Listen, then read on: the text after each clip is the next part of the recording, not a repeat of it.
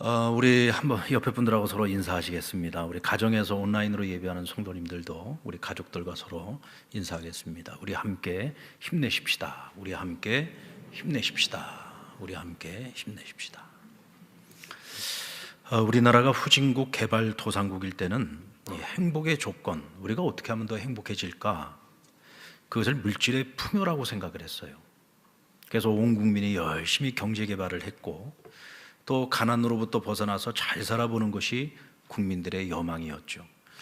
이제 그 꿈을 이루어서 이제는 세계에서 가장 잘 사는 나라 중에 하나가 되었습니다. 세계 어느 나라와 견주어 봐도 부족함이 없는 풍요의 시대를 우리는 지금 살고 있습니다. 그런데 2020년에요, 이 OECD에서 해당 국가들을 대상으로 해가지고 2020년 삶의 질에 대한 만족도에 관한 조사를 했습니다. 그런데 그 결과가 너무 충격적이었어요. 우리나라는 OECD 회원국 전체 33개 나라 중에 우리나라가 32번째 최하위를 차지하게 됐습니다. 한강의 기적을 이루었고 전 세계가 경이로운 눈으로 바라볼 만큼 경제적 성장과 풍요를 이루었고 누리고 있음에도 불구하고 우리 대한민국 국민들이 스스로를 생각할 때 행복하지 않다는 거예요. 오늘의 내게 주어진 삶에 만족하지 않는다는 거죠. 결국 이 보고서의 내용에 의하면 삶의 만족도라고 하는 것은 물질의 풍요에 있는 것이 아니다. 삶의 질에 있다는 겁니다. 그러니까 이 삶의 질에 있어서 우리 대한민국 국민들이 느끼는 만족도는 최하위라는 거죠. 그렇다면 삶의 질을 측정할 수 있는 기준은 뭘까요? OECD가 삶의 질에 대한 만족도 검사를 할 때 그 묻는 질문이 있는데 그 질문들 중에서 특별히 우리가 한 4가지를 주목해서 좀 들여다볼 필요가 있습니다. 첫 번째는 필요할 때 나에게 도움을 줄 수 있는 친구나 친척이 있는가? 정말로 사심 없이 내가 모든 것을 다 잃어버리고 나에게서 얻을 것이 아무것도 없어도 내 옆에 있어주고 내게 손 내밀어주고 나를 잡아주고 도와줄 수 있는 친구가 있는 사람, 그 사람이 행복한 거예요. 그리고 두 번째는 부모와 자녀가 함께하는 시간이 얼마나 되는가. 세 번째는 일과 삶의 균형은 이루어지고 있는가. 네 번째는 자신의 건강에 대해서 만족하고 있는가. 그런데 이와 같은 기준에서 우리나라 사람들이 느끼는 삶의 만족도는 너무 저조하다는 거죠. 그러니까 사람들이 행복하다, 내 삶에 만족한다 라고 할 때 적어도 4가지 조건에 우리가 응답할 수 있어야 되는데 첫 번째가 건강이에요. 건강. 여러분들 건강하십니까? 네, 건강해야 우리가 내 삶에 만족하고 행복할 수 있어요. 그리고 스트레스가 적어야 됩니다. 내가 힘들 때 마음을 터놓고 얘기할 친구가 있어야 되고요, 자신이 하는 일에 의미를 찾을 수 있어야 합니다. 자, 이 기준을 가지고 우리 자신에게 적용해 보면 오늘 여러분들은 행복하냐? 여러분들 지금 만족하십니까? 오늘 그것을 우리 스스로에게 한번 물어봤으면 좋겠어요. 나는 어떠한가? 오늘 본문에서 예수님은 내가 이 세상에 온 목적에 대해서 2가지를 말씀하시는데 하나는 양으로 하여금 생명을 얻게 하려 하는 것이고 더 풍성한 삶을 얻게 하려 하는 것이다 그랬어요. 이것을 풀어서 설명을 드리면 사람들에게 내가 생명을 주기 위함이요 사람들에게 더 풍성한 삶을 얻게 하려 함이라고 말씀하고 있는 겁니다. 자, 그렇다면 주님이 주시려고 하는 이 생명은 대체 어떤 생명일까요? 더 풍성한 삶을 얻게 하겠다고 했는데 대체 풍성한 삶을 얻는다는 것은 대체 뭘 의미하는 걸까요?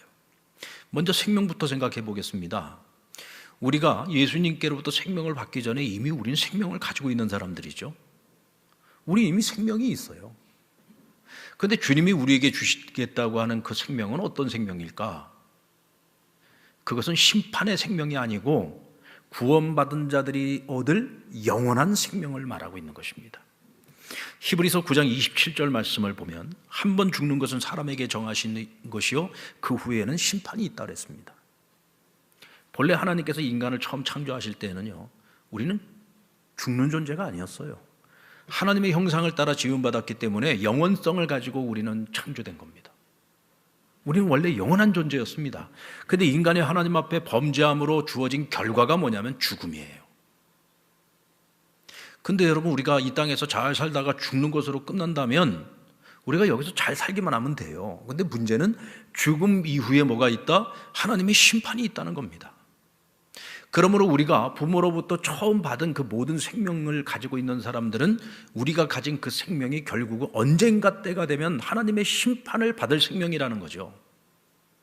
하나님의 심판을 받을 생명.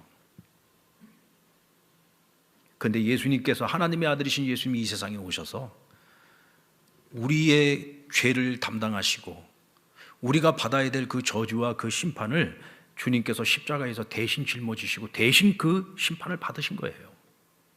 그래서 오늘 저와 여러분에게 죄 사함의 길을 열어주셨고 구원의 길을 열어주셔서 이제는 우리가 가진 그 생명이 심판받을 생명이 아니라 영원히 구원받을 영생하는 생명을 하나님께서 우리에게 주신 거예요. 그래서 주 안에서 우리가 주님께 받은 생명은 하나님이 주신 생명, 하나님의 생명을 받은 겁니다.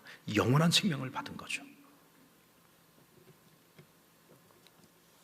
자, 그렇다면 우리가 더 풍성한 삶을 얻게 하신다라고 하는 것은 대체 무슨 뜻일까요? 우리가 영원한 생명을 가지고 살아간다라고 하는 것은 하나님의 나라, 천국을 하나님께서 우리에게 약속해 주셨다는 거예요. 그런데 우리가 이 천국의 삶이라고 하는 것은 나중에 우리가 이 땅에서의 삶을 다 끝냈을 때 천국에서 영원한 삶을 살아가는 것인데, 오늘 주님께서 우리에게 약속해 주는 것은 너희가 이 땅에서 사는 동안에도 천국의 삶을 맛보도록 해 주시겠다는 겁니다. 천국의 삶을 맛보게 해 주시겠다는 거예요.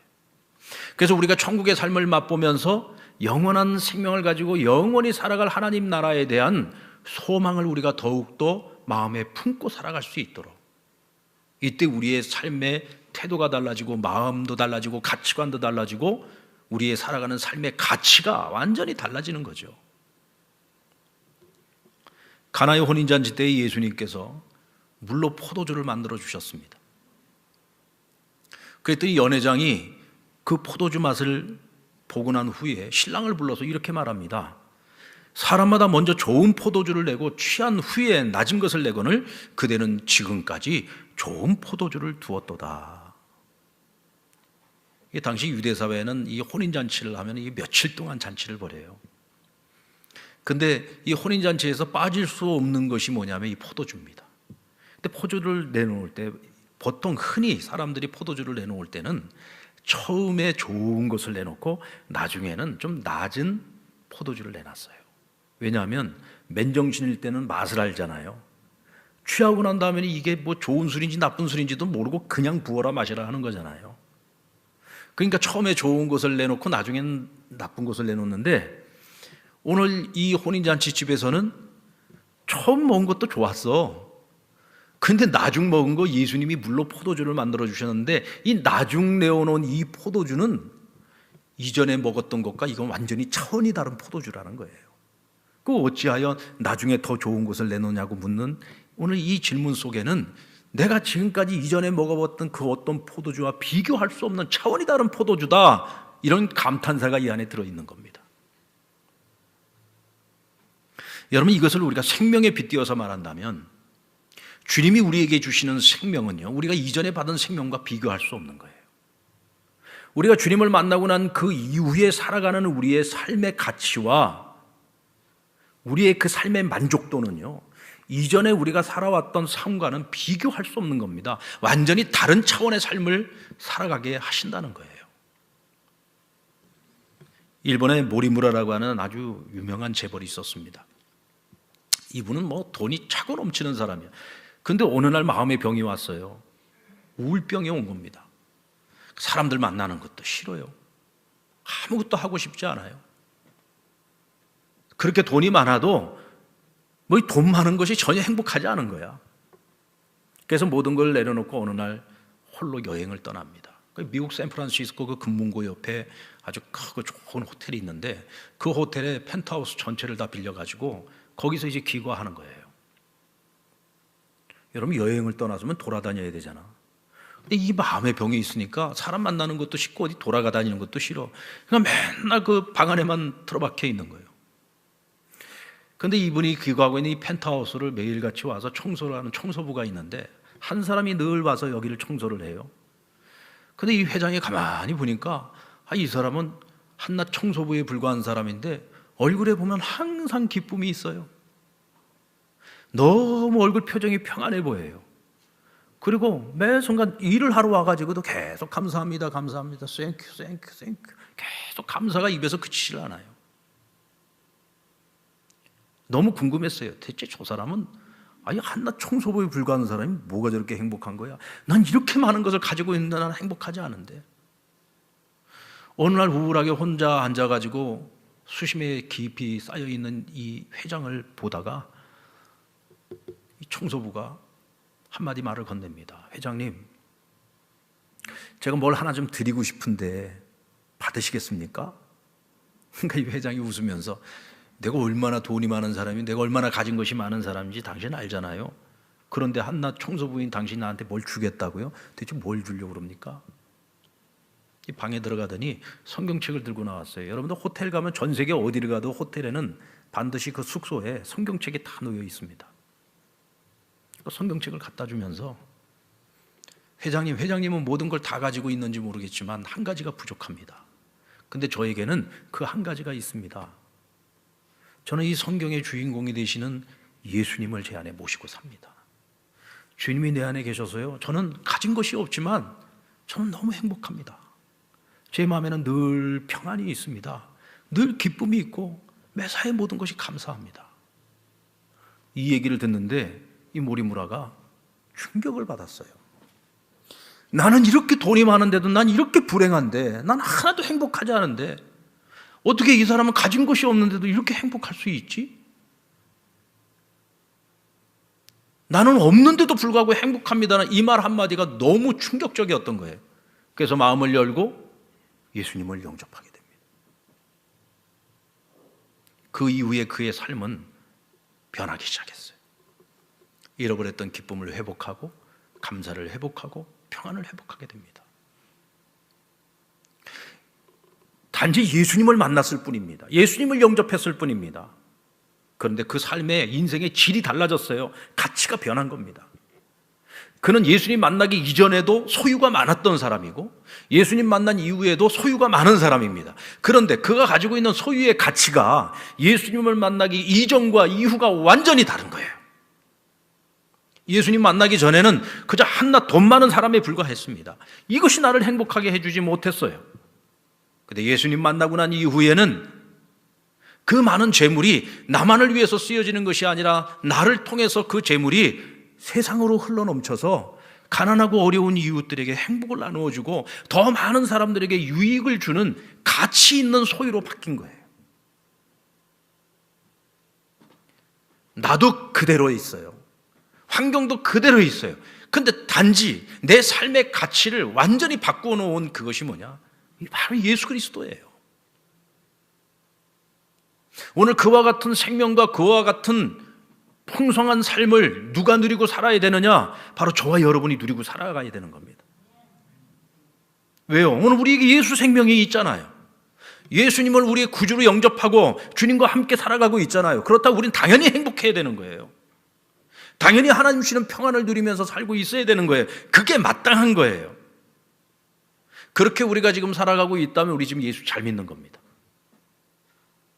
근데 만약 그렇지 못하다 우리 지금 예수 잘못 믿고 있는 거예요.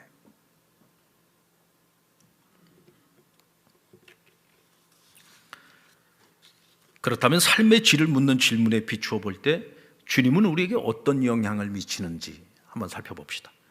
자, 내 삶의 질에 만족하고 행복하기 위해서는 먼저 건강해야 된다 그랬어요. 여러분 건강하십니까? 여러분들 예수님을 믿어서 건강해지셨습니까? 자, 나 예수 믿고 건강해졌다 한번 손 들어보시오. 나 예수 믿고 건강해졌다. 예수 믿고 건강해진 사람이 이렇게 없어요? 난 예수 믿고 건강해졌다. 예수님이 이 땅에 오셔가지고 온 유대 땅을 다니시고 이방 지역을 다니시면서 수없이 많은 병든 자들을 고치셨습니다. 영적으로 병든 사람들, 귀신 들린 자들에게서 귀신을 내쫓아 주셨어요. 온갖 각색병을 고쳐주셨다고 했습니다. 심지어는 죽은 자를 살리시기도 하셨죠. 주님께서는 상처 입은 치유자였습니다. 영혼의 상처까지도 치유해 주시는 분이었죠. 오늘 저와 여러분, 우리 기독교 신앙인들은 예수 그리스도를 믿는 우리 자신이 하나님의 성전입니다. 왜냐하면 우리는 하나님의 영이신 성령님을 모시고 살기 때문에 우리가 하나님의 성전이에요.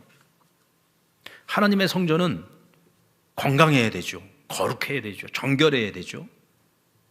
근데 우리가 신앙생활을 하면서 한 가지 오해를 하는 것이 있습니다. 우리는 신앙생활을 열심히 한다 그러면 항상 영적인 부분만을 생각을 해요. 그래서 말씀 열심히 읽고 기도 열심히 하고 전도 열심히 하고 그 영적인 일을 열심히 하는 것이 신앙생활을 잘하는 것이다. 그것도 틀린 얘기는 아니에요. 근데 우리가 항상 빠뜨리는 것이 있습니다. 사람이라고 하는 존재는 영과 혼으로만 이루어진 게 아니에요. 우리는 육체를 가지고 있는 존재입니다. 사도 바울은 너희의 몸을 하나님 아버지 앞에 거룩한 산 제물로 드리라고 했어요. 그러니까 우리의 몸 자체가 하나님의 성전이기 때문에 우리는 우리의 건강을 우리 스스로 잘 관리해야 돼요. 건강을 잘 관리하는 것과 신앙생활 열심히 잘 하는 것이 상관없는 게 아니라 상관이 있어요. 아멘. 여러분 건강관리도 잘 하십시오. 그래서 하나님 앞에 나를 산 제물로 드릴 때 몸과 영과 혼, 이 모든 것들이 하나님 앞에 온전체로서 드려지는 거룩한 제물이 될 수 있어야 돼요. 여러분 체중 조절 하십시오. 네, 운동도 좀 하셔야 돼요. 건강한 식습관을 가지셔야 됩니다.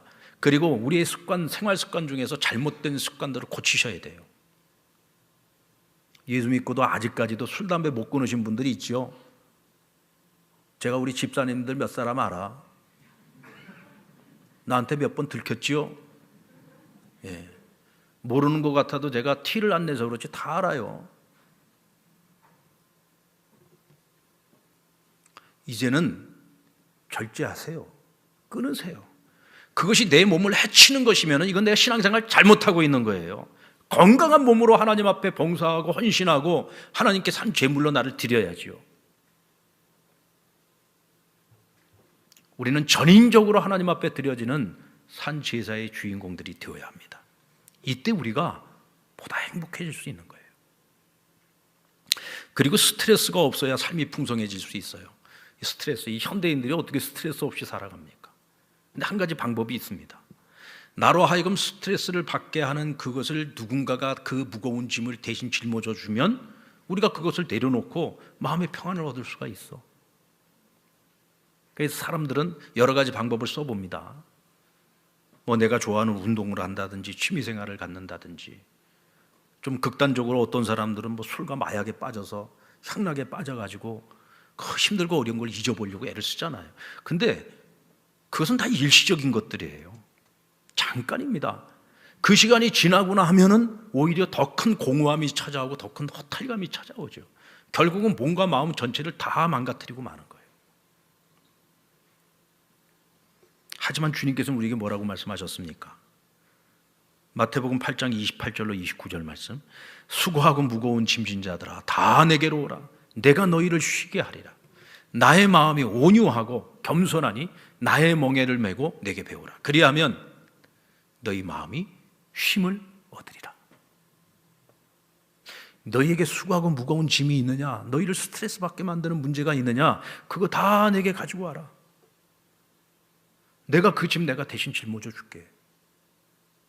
대신에 너희는 나의 멍에를 메라. 내가 너희에게 주는 이 멍에는 쉽고 가볍다. 왜? 나는 마음이 온유하고 겸손하기 때문이다 라고 말씀하셨어요. 여러분, 우리의 스트레스 받을 여러 가지 수많은 인생의 문제들, 무거운 짐들 주님께 맡기시기 바랍니다. 주님께 맡기세요. 그럼 우리가 어떻게 주님께 맡길 수 있느냐? 빌립보서 4장 6절로 7절 말씀. 아무것도 염려하지 말고 다만 모든 일에 기도와 간구로 하나님께 감사함으로 아뢰라. 그리하면 하나님의 평강이 너희의 마음과 생각을 지키시리라 그랬어요. 아무것도 염려하지 말고. 그러니까 너희 안에 어떤 근심거리가 있고 걱정거리가 있고 염려거리가 있으면 그걸 기도 제목으로 바꾸라는 거예요. 하나님께 모든 걸 맡기라는 겁니다. 근데 우리가 하나님께 잘 못 맡겨요.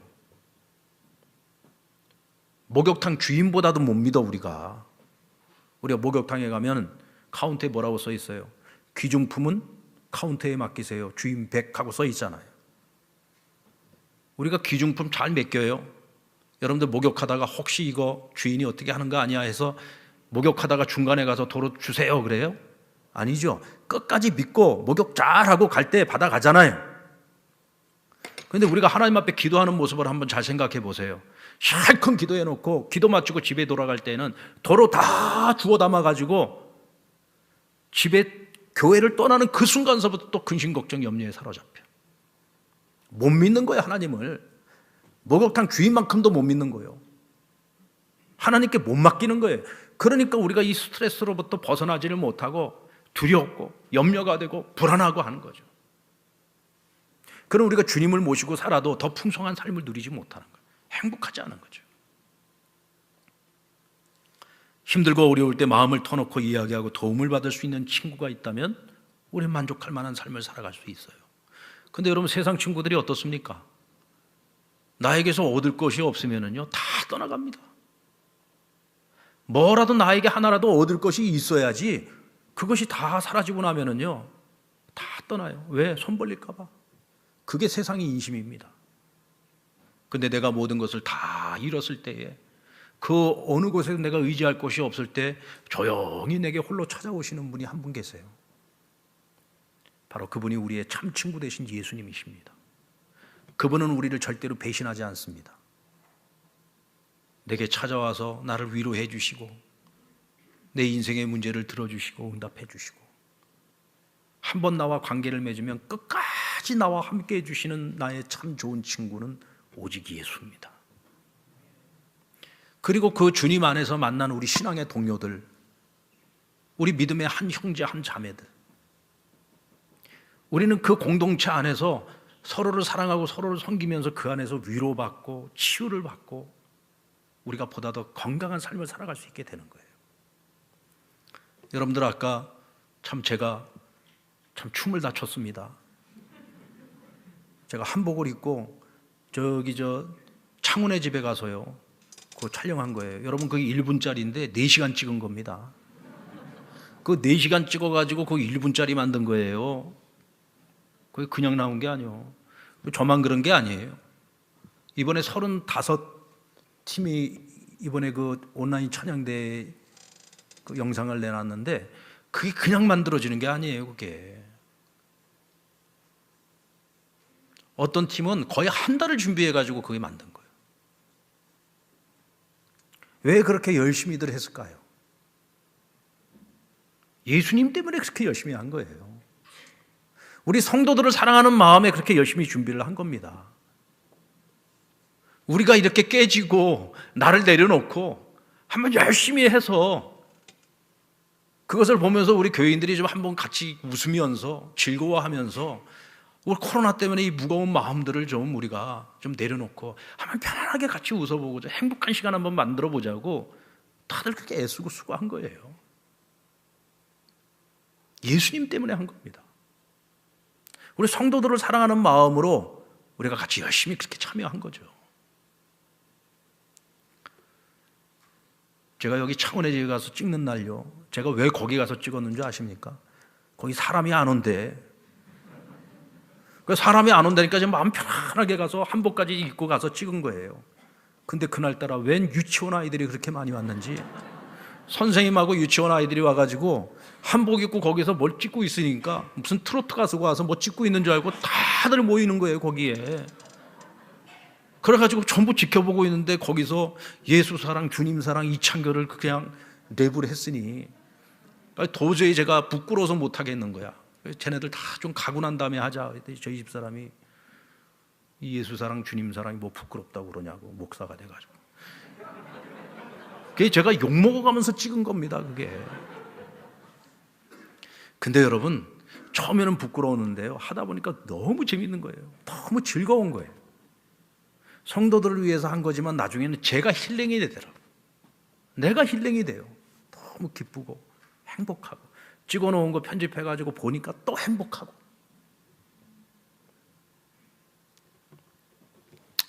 저희 교회 신앙생활 한 지 얼마 안 되신 우리 성도님 한 분이 이런 얘기를 하더라고요. 목사님, 교회라는 곳이 참 희한한 곳이에요. 그 뭐가 희한합니까? 아니, 교회는 와서 보니까 사람들이요, 나랑 무슨 뭐 내가 잘 아는 사이도 아니고, 뭐 내가 뭐 그 사람들에게 뭘 줄 것이 있는 것도 아니고 나에게 뭐 얻을 것도 없는데 그렇게 자기한테 잘해준대.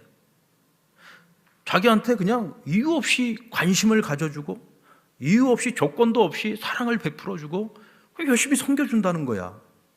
자기는 지금까지 살면서 사회생활하면서 한 번도 그런 걸 경험해 본 적이 없대요. 이 교회라는 데가 참 이상하다는 거야. 그러면서 한때는 이거 이상한 사람들 아니야? 이런 생각도 했었대요. 근데 신앙생활을 쭉 해나가면서 보니까 왜 이 사람들이 나한테 그렇게 잘해주는지를 알게 됐대. 그게 다 누구 때문이에요? 예수님 때문에 나한테 이렇게 잘해주더라는 거야. 그러면서 하는 얘기가 내가 예수 믿기 진짜 잘한 것 같다고. 난 예수님 믿은 거 하나밖에 없는데, 내가 교회 나온 거 하나밖에 없는데 내가 이렇게 조건 없이 이유 없이 이렇게 큰 사랑을 받고 살아가니 이보다 더 행복한 일이 어디 있냐는 거죠. 얼마 전에는 저희 교회 새가족부에 새가족이 와서 등록을 하는데 이분이 와서 그러더래요. 여기는 입회비 없습니까? 그러더래요. 우리가 보통 세상에서는 어디 가서 뭐 이렇게 등록을 하고 하려고 그러면 다 입회비라는 게 있잖아요. 입회비 없습니까? 저도 지금까지 평생 목회하면서 입회비 물어본 사람은 나 처음 들어봤어. 예수님께서 뭐라고 했습니까? 누구든지 수고하고 무거운 짐진 자들은 다 내게로 오라. 내가 너희를 쉬게 하리라. 누구든지예요. 가진 자나 못 가진 자나 배운 자나 못 배운 자나 그런 거 다 상관이 없어요. 주님께는 빈손으로 오는 거예요. 두 손 들고 오는 거예요. 아무것도 아닌 나, 세상에서 별로 존재감 없는 나라도 주님 앞에서는 내가 가장 가치 있고 가장 소중한 존재로서 내가 하나님 앞에 나올 수 있는 것이고, 하나님은 그렇게 나를 인정해주고 나를 품어주는 거예요. 그런 공동체가 교회예요. 여러분들, 오늘날 우리 현대인들의 가장 큰 문제가 고독의 문제 아닙니까? 그래서 사람들은 끊임없는 교제를 통해서 이 고독의 문제를 해결해 보려고 뭐 SNS를 통해서도 얼마나 많은 만남들을 갖습니까? 근데 거기에는 해결책이 없어요. 치유가 없어요. 회복이 없어요. 오직 예수 그리스도를 DNA로 하는 이 교회 안에 있는 소그룹과 성도들의 교제를 통해서만이 이 고독의 문제가 해결될 수 있어요. 우리의 마음 가운데 있는 인생의 쓴뿌리와 상처와 아픔들이 치유될 수 있는 것입니다.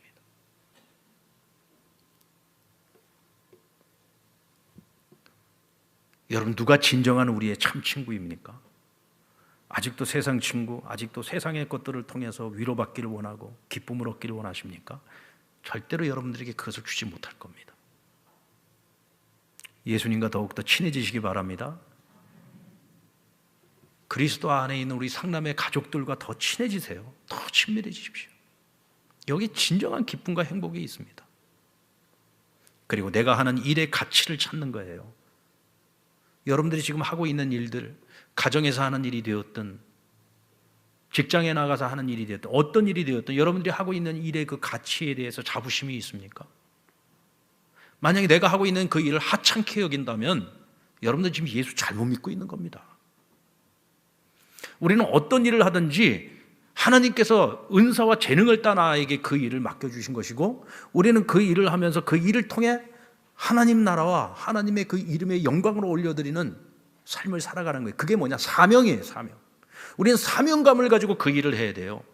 사명감 가지고 그 일을 하는 사람이 자기가 하는 일을 하찮게 여깁니까? 소중하게 여기죠. 우리 전업주부들도 마찬가지입니다. 대학을 졸업하고 석사학위, 박사학위까지 다 받은 사람이에요. 내가 직장 생활할 때 회사에서도 아직 인정받고 잘 나가던 사람입니다. 그런데 아이를 낳고 난 후에 전업주부가 됐어요. 어느 순간서부터 탄식이 나오죠. 내가 이러려고 공부했나? 내가 그러려고 그렇게 치열하게 살았었나? 결국은 애 낳을 건데, 결국은 가사 일이나 할 건데, 그러면서 내가 주부로서 살아가는 내 삶의 일에 있어서 그 가치를 알지 못하고 절망하고 원망하고 낙심하고 우울증에 걸리고 이 세상에 제일 모자라는 사람이죠. 여러분, 아무나 주부하는 거 아니잖아요. 주부도 그 일을 잘 할 수 있는 사람이 그 주부도 하는 거예요. 내가 열심히 가정을 잘 돌봐서 남편이 바깥에 나가서 열심히 일할 수 있고 아이들이 건강하게 잘 자라준다면 그보다 더 기쁜 일이 어디 있습니까? 그것도 하나님 내게 주신 사명이에요. 가치 있는 일인 거죠. 우리가 자기가 하는 일을 가치 있다고 여기지 못하는 이유는 생존을 위해서 그 일을 하기 때문에 그래요. 사명감을 가지고 이건 내게 주신 하나님이 주신 사명이라는 마음을 가지고 그 일을 하면은요, 우리는 보람을 가지고 일할 수 있고 기쁨을 가지고 일할 수 있고 그 일에 있어서 그 분야에 있어서 최고가 될 수 있고 선한 영향력을 미칠 수 있는 거예요.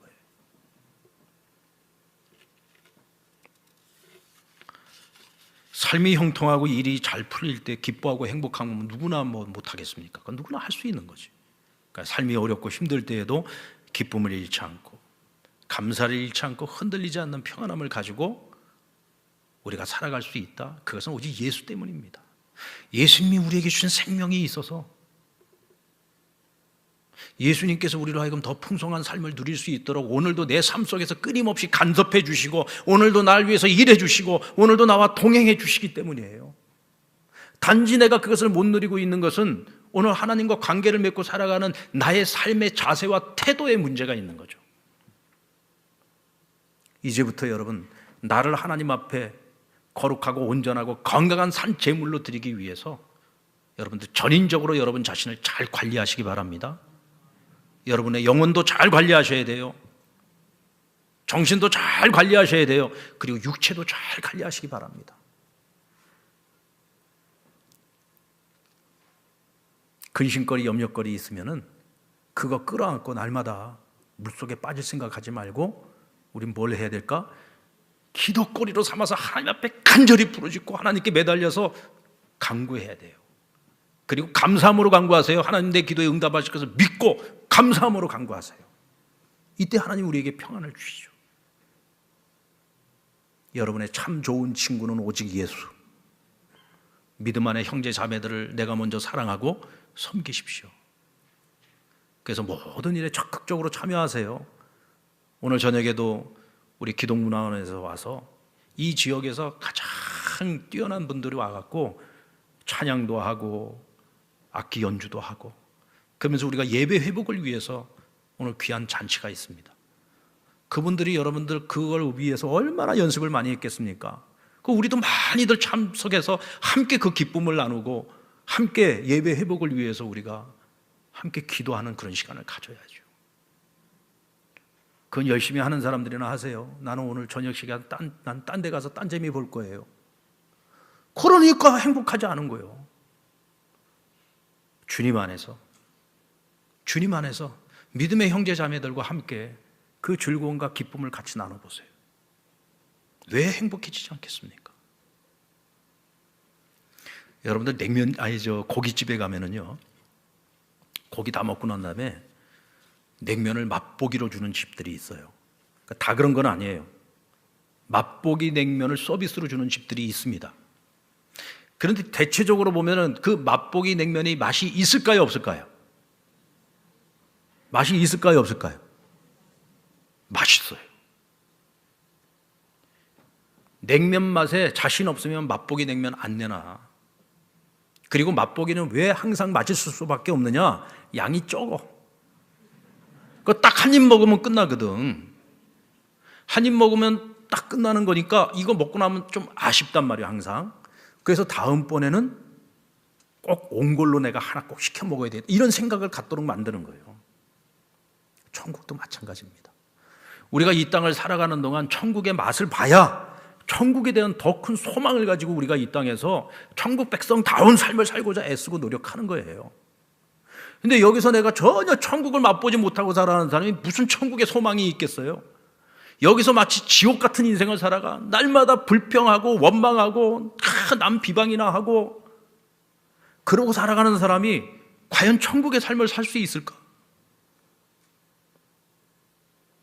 오늘 여기서 천국의 삶을 살아야 천국에서도 영원토록 행복하게 살아갈 수 있는 것입니다. 저와 여러분이 늘 천국을 맛보면서 살아가기를 원합니다. 모리무라 회장을 전도했던 그 청소부, 그는 천국을 맛보면서 살아갔던 거예요.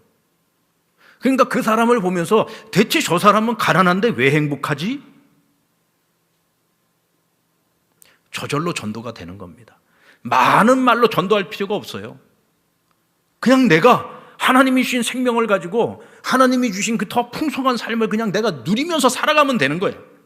근데 오늘 우리가 그렇게 살지 못하니까 내 삶을 통해서 믿는 자들의 수가 더해지지 못하고 있는 겁니다. 여러분, 오늘부터라도 우리가 그렇게 살았으면 좋겠어요. 예수의 향기를 바라는 사람들이 되십시다. 오늘 우리가 행복해야 다른 사람들을 행복하게 할 수 있어요. 행복은 바이러스입니다. 행복 바이러스가 돼야 돼요, 우리가. 그래서 우리 주변을 보면 지금 불행한 사람들이 얼마나 많습니까? 우리를 통해서 그들에게도 행복이 전염될 수 있도록 여러분, 우리 모두가 행복 바이러스가 되기를 주님의 이름으로 축원합니다.